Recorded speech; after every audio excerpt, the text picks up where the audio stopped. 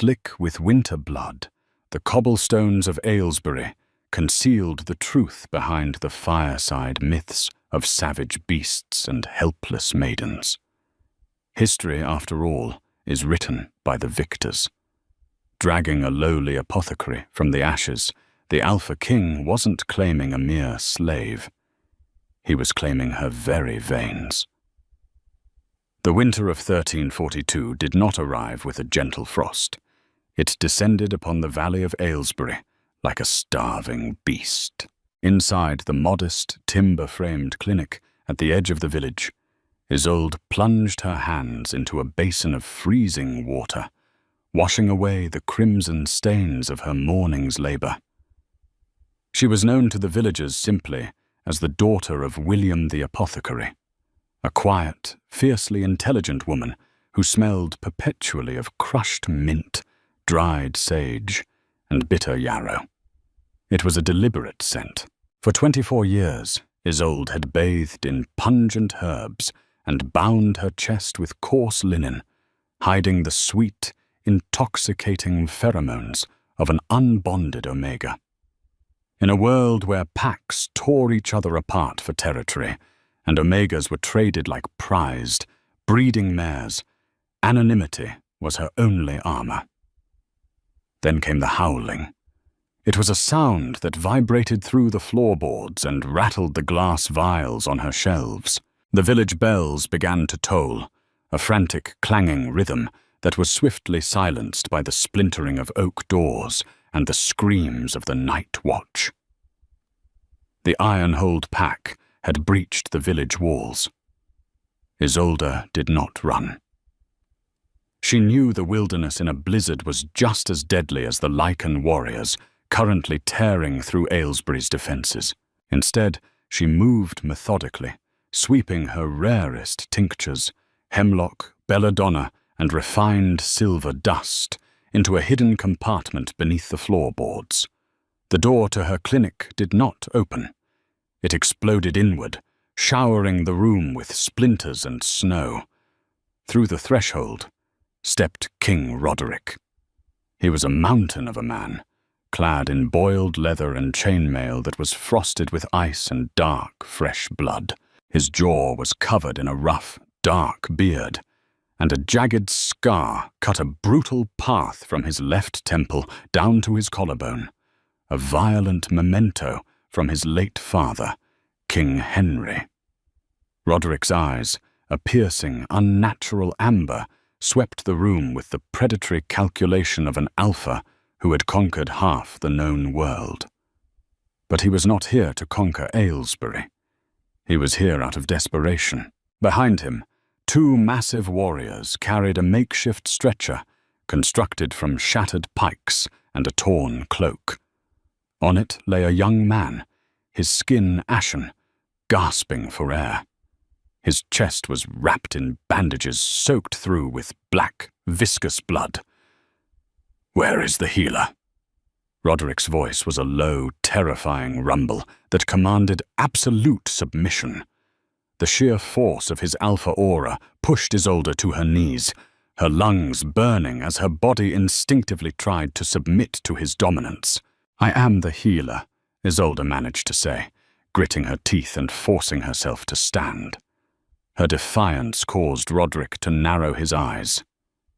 "You?" Roderick sneered, stepping closer. The heat radiating off his massive frame was overwhelming in the freezing room. "You are nothing but a slip of a girl. If my brother, Lord Thomas, dies on your table, I will burn you alive alongside this village. If you continue to block my light and waste my time with threats, he will certainly die." Isolde snapped back, her hands already reaching for her surgical tools. She didn't have time to be terrified. The sight of the black blood triggered her medical instincts. Roderick looked momentarily stunned by her insolence, a deep growl vibrating in his chest, but he stepped aside. Isolde knelt beside Thomas. The wound was a deep laceration across the abdomen, but it wasn't the cut that was killing him. The veins around the wound were a pulsing, unnatural purple. Isolde leaned in, her nose twitching, Beneath the smell of sweat and impending death, she caught the faint, metallic tang of refined wolfsbane. "He wasn't just slashed," Isolde said, her hands moving rapidly as she uncorked a bottle of clear alcohol. "The blade was poisoned, a specific, slow-acting root found only in the northern crags. Your men have been bandaging a wound that is actively rotting his internal organs." "Cure him," Roderick commanded, stepping so close Isolde could feel his breath on her neck. "I need boiling water, clean linen, and absolute silence," she ordered, not looking up. To her surprise, the Alpha King turned to his men and barked the orders. For the next hour, the clinic became a frantic surgical theater. Isolde worked with a precision that bordered on the miraculous. She sliced away the necrotic tissue, her hands steady despite the blood. But the poison had seeped too deep. Conventional herbs would not be enough to draw out the heavy toxicity of the wolfsbane before it stopped Thomas's heart. She needed a catalyst.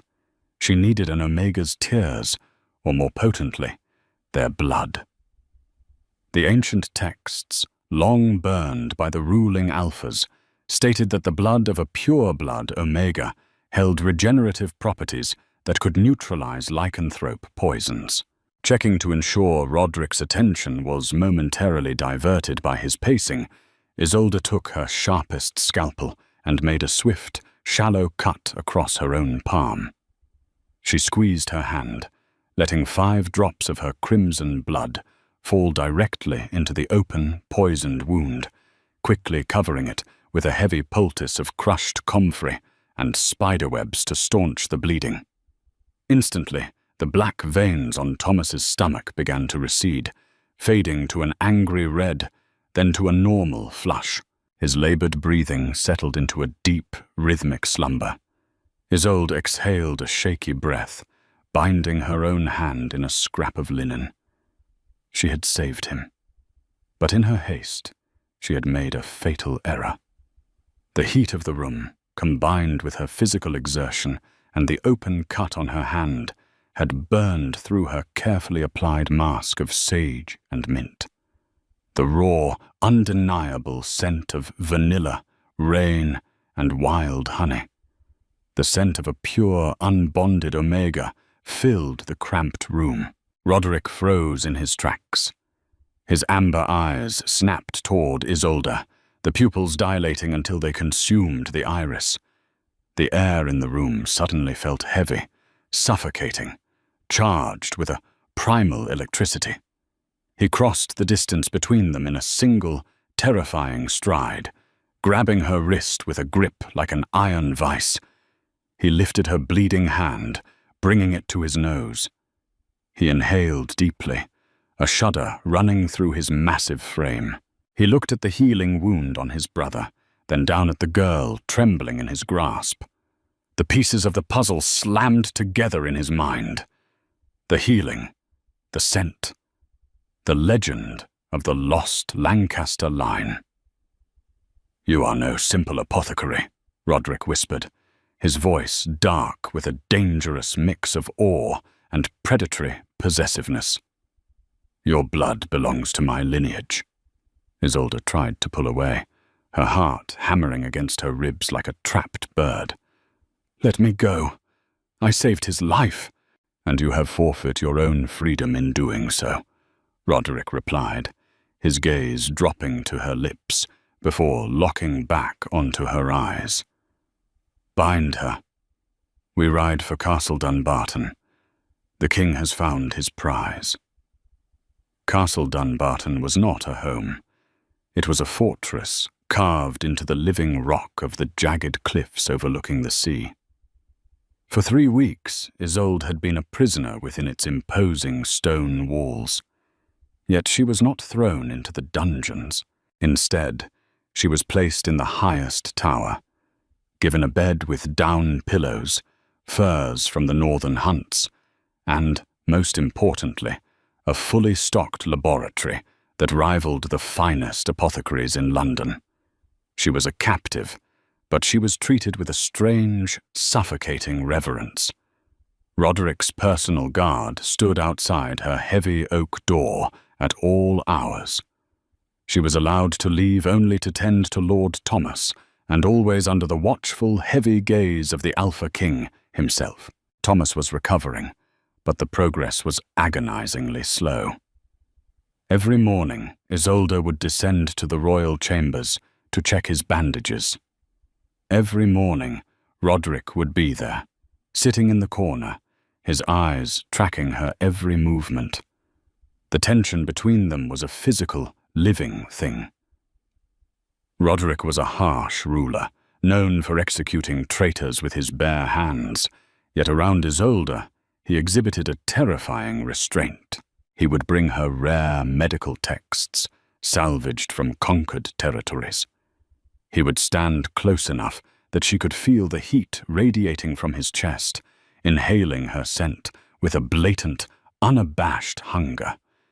Yet he never forced himself upon her. It was a psychological siege.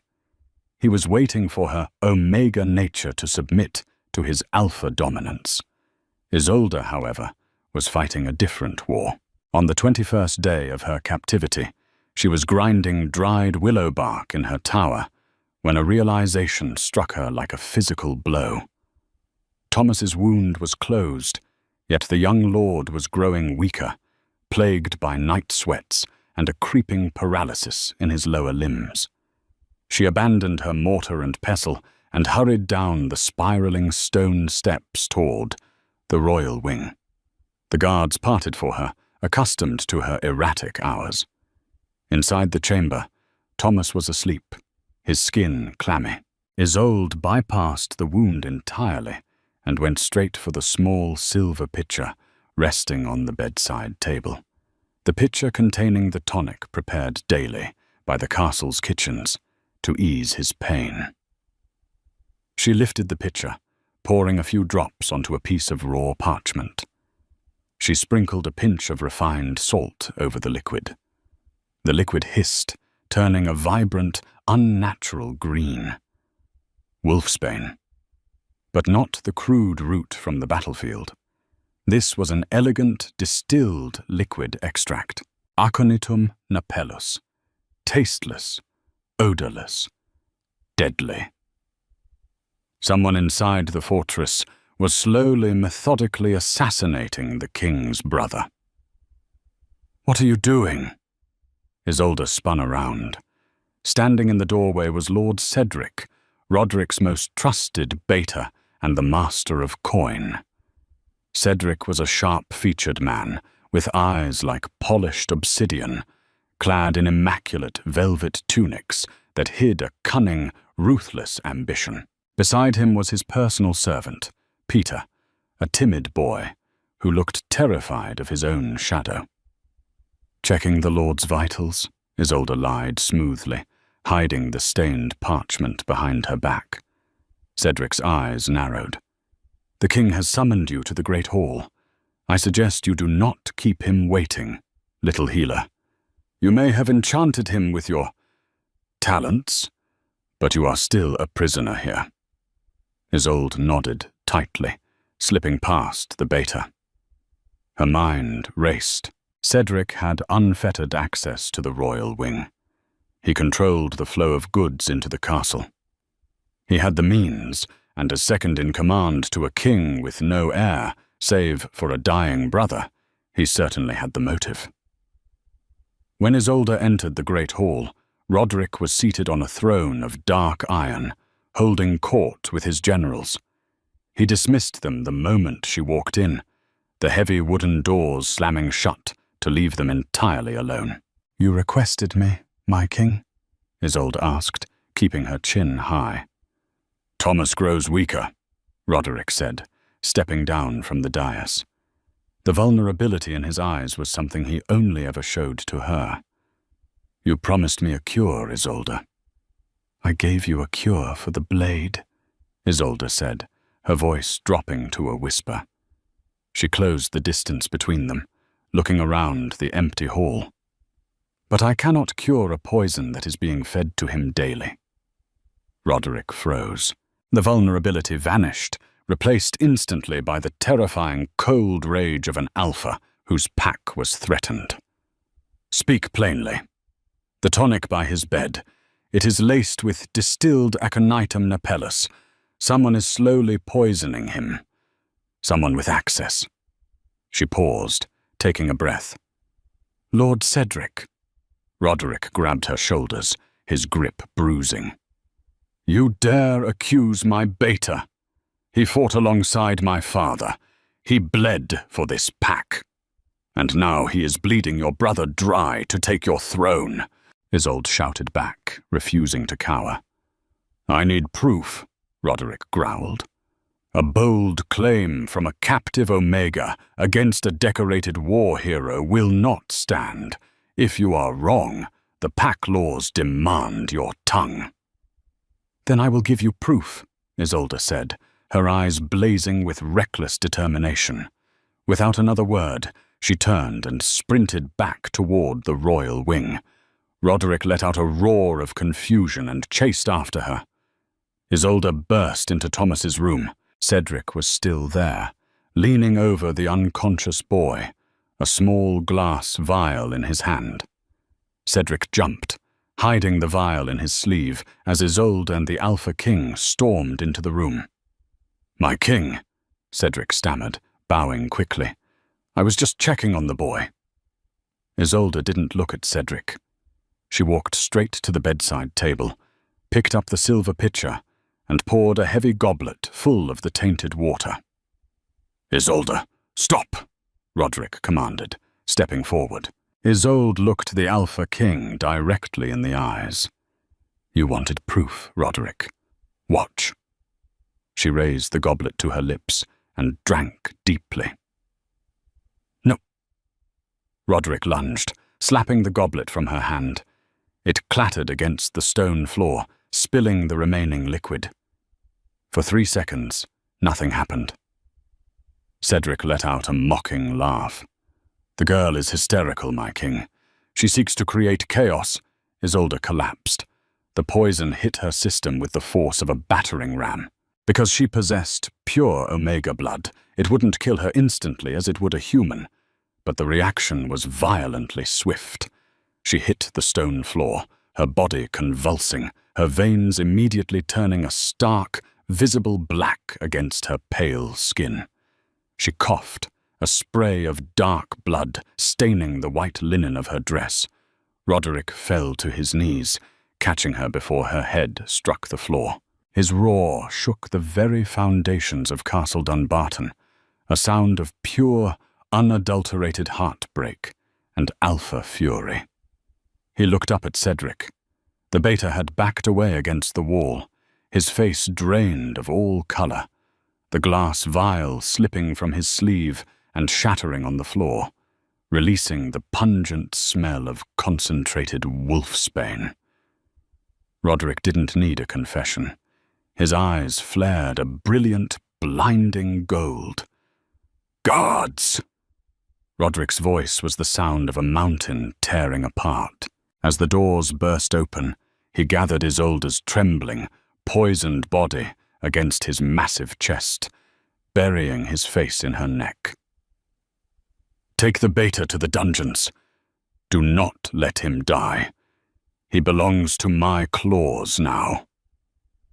Roderick looked down at Isolde, her breathing shallow, the sweet scent of her fading beneath the harsh metallic smell of the poison. He pressed his forehead against hers, his tears mixing with the blood on her lips. "Hold on," he pleaded, his voice cracking, shedding the title of king, becoming only a terrified mate. "You belong to my lineage, Isolde. I forbid you to leave me." The stone floor of the royal wing was agonizingly cold, but to Isolde, the chill was radiating from the inside out. The distilled aconitum napellus did not just attack the heart. It turned the blood to freezing sludge. She could hear the frantic shouts of the guards, the clatter of armor, and Roderick's voice, a desperate, terrifying sound that seemed to tear his throat apart. but it all sounded as though it were submerged under thick, black water. She felt herself being lifted, the sheer heat of Roderick's chest pressing against her rapidly cooling skin. He was sprinting. The scent of his distress, a sharp, burnt ozone, cut through the metallic tang of the poison in her nose. So this is the end, Isolde thought, her vision narrowing to a tunnel of grey. For 24 years she had survived by hiding, by masking her scent with bitter herbs, by keeping her head down while alphas and corrupt lords dictated who ate and who starved. She had played the meek apothecary to survive, and in the end her defiance had lasted exactly 5 minutes before killing her. Roderick kicked open the heavy iron doors of the subterranean hot springs beneath the castle. The cavern was thick with steam, and the smell of sulphur and ancient, mineral-rich water. He waded directly into the shallow, steaming pool, still fully clothed in his armor, clutching her to his chest.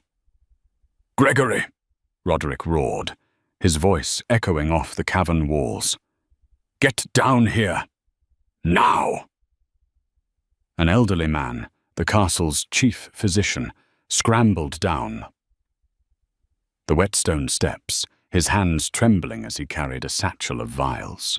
He took one look at Isolde's black veins, which now spiderwebbed up her neck and across her jawline, and his face fell. "My king," Gregory whispered, dropping to his knees at the edge of the pool. "That is concentrated wolfsbane, a fatal dose. Her pulse is gone. She has crossed the threshold." "I do not accept that," Roderick snarled, his eyes bleeding from amber to a terrifying, luminescent gold. He pulled Isolde tighter against him, the water swirling around them. Her head lolled back against his arm. She was completely unresponsive. The grey tunnel had closed. Isolde was surrounded by the heavy, silent dark of death. "Roderick, you must let her go," Gregory pleaded, tears in his old eyes. "The poison will seep through her pores. It will burn you." "She is my mate," Roderick stated, the words vibrating with ancient primal weight. "She carries the Lancaster blood. She does not die today." In the suffocating void of her mind, Isolde felt a sudden, piercing agony. It wasn't the freezing bite of the poison, but a fire so intense it felt like liquid sun being poured directly into her jugular. Roderick had leaned down and buried his fangs deeply into the junction of her neck and shoulder, the mating gland. He was not just marking her, he was initiating a blood bond, a forbidden, archaic ritual that forced an alpha's vital energy and regenerative cells directly into the dying heart of their chosen mate. It was a violent, desperate gamble that usually killed them both. Isolde's back arched violently out of the water. The fire tore through her veins, chasing the black sludge of the wolfsbane. In her mind's eye, the void shattered. She didn't see angels or a peaceful afterlife. She saw a visceral, violent rebirth. She saw the ashes of the apothecary she had pretended to be burning away, revealing the pure, predatory strength of the Omega lineage she possessed. The poison, rather than killing her, became the catalyst that shattered the physical barriers holding back her true nature. Her heart, which had been silent for 3 minutes, slammed against her ribs with the force of a battering ram. Isolde gasped, her eyes flying open. She convulsed, coughing up a mouthful of black, tainted water and blood onto Roderick's chainmail. The black veins on her skin began to literally steam, evaporating into the cavern air as her newly awakened pureblood system annihilated the toxin. Roderick pulled back, his mouth stained with her blood, his chest heaving. The sheer relief in his eyes was blinding. Isolde looked up at him, her breathing ragged but steady. She could hear the drip of condensation on the cavern ceiling 50 feet above. She could smell the fierce sweat on Gregory's skin on the shore. The heavy, intoxicating scent of rain, vanilla, and wild honey poured off her in waves, no longer muted, but dominant and demanding. She had died a captive human. She had woken up an Omega Queen. "You brought me back," she whispered, her voice rough, lacking all its former fragility. "I told you," Roderick murmured, resting his forehead against hers, his hands shaking as he touched her flushed cheeks. "You belong to my lineage. Death itself would have to fight me for you." Isolde looked past his shoulder, her eyes hardening into chips of cold flint. She touched the fresh, burning mark on her neck. "Cedric?" "He is in the dungeons," Roderick promised, his voice turning into a lethal growl. "He will suffer." "No," Isolde said, pushing herself up, the hot water cascading off her linen dress. The weakness was completely gone, replaced by a thrumming, dangerous energy. "Pain is too easy for a man like that. I want his legacy." The great hall of Castle Dunbarton was freezing, the air thick with nervous sweat and the sharp tang of political treachery. Elevated upon a black marble dais sat the High Council of Elders. 7 wealthy men, draped in velvet and gold chains, their expressions carved into masks of solemn hypocrisy. In the center of the hall, bound by heavy iron chains to a ring embedded in the floor, stood Lord Cedric. His velvet tunic was torn, his wrists chafed and bleeding, yet a smug, arrogant smirk twisted his lips.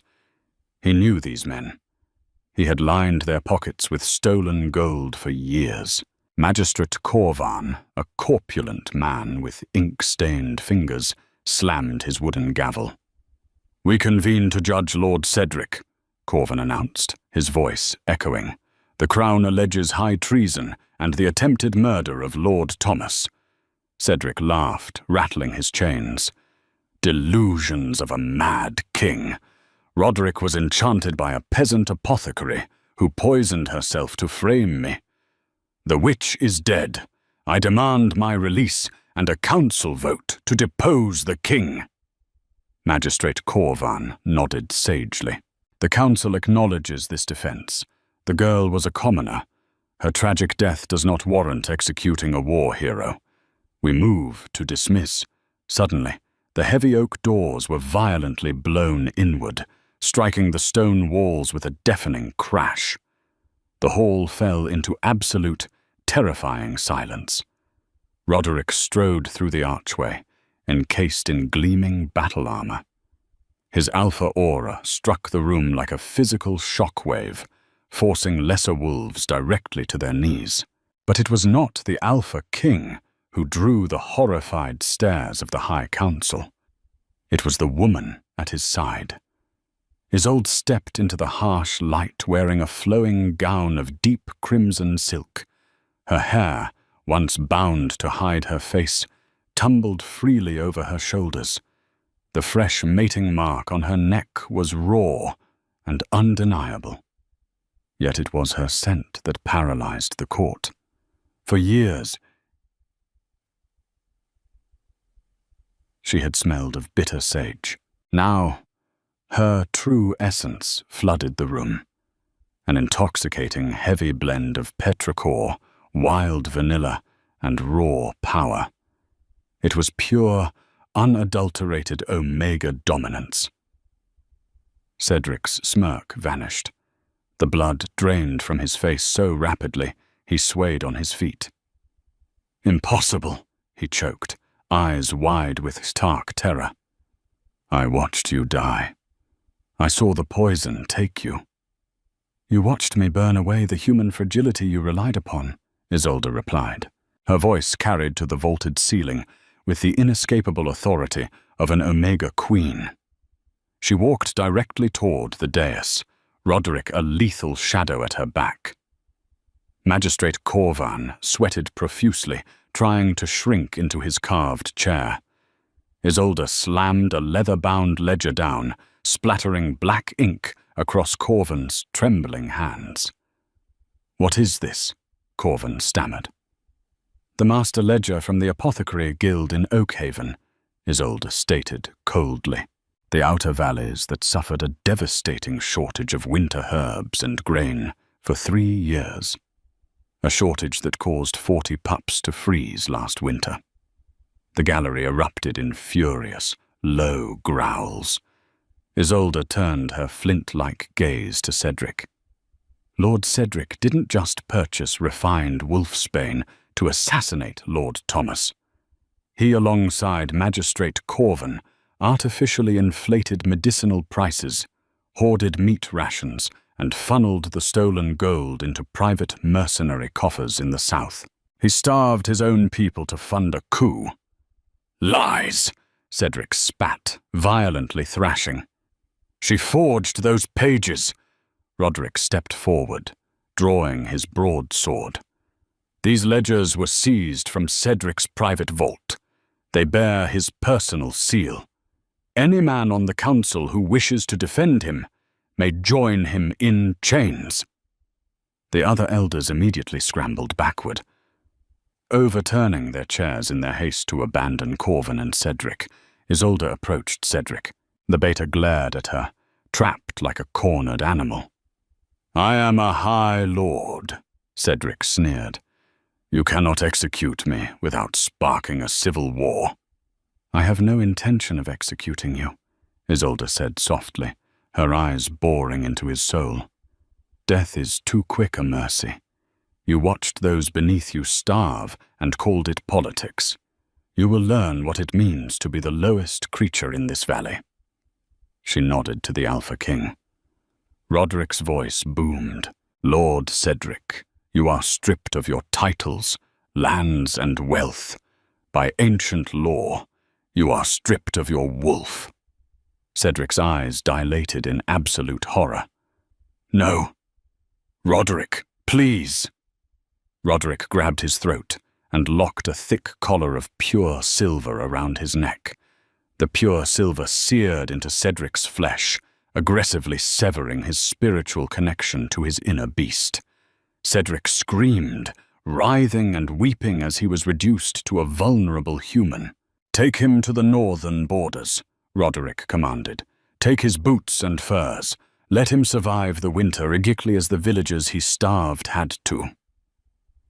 As the guards dragged the broken shell of Lord Cedric away, the heavy, oppressive rot of corruption that had choked Castle Dunbarton shattered.